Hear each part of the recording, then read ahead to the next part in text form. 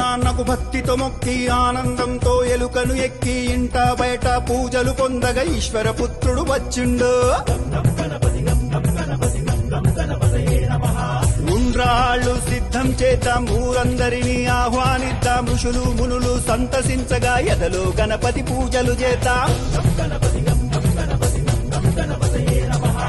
ఏనుగు తలతో వచ్చిండు, ఐశ్వర్యం మనకిచ్చిండు, ఒంటి కాలితో నాట్యం చేస్తూ ఓహో గణేశ రారాయనగా ఔరాయంటూ చూడంగా అంబ పార్వతితో వచ్చిండు, అహంకారమణి చేసిండు.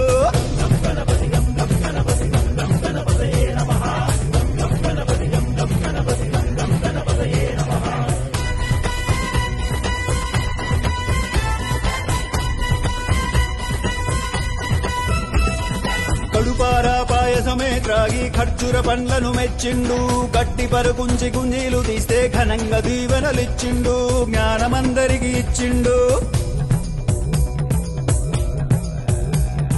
చవితి నుండి 9 రాత్రులు చక్రం ఎత్తి అర్చన చేద్దాం జన్మ జన్మల.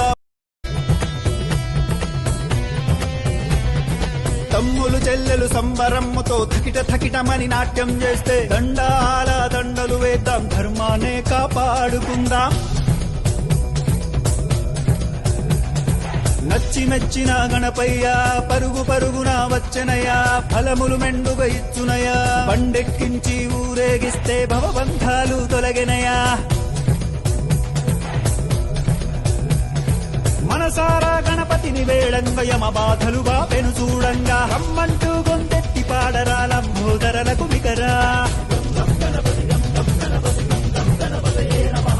వరుసగా భజనలు చేసి శరణంటూ గణపతి చేరి సకల లోకాలాధిపతిని షణ్ముఖనాథుని సోదరుని హరుడి పుత్రుడు గణపతి గొప్పను క్షమించమంటూ మొక్కుదాం, రై రై మలి సాగనంపుదాం.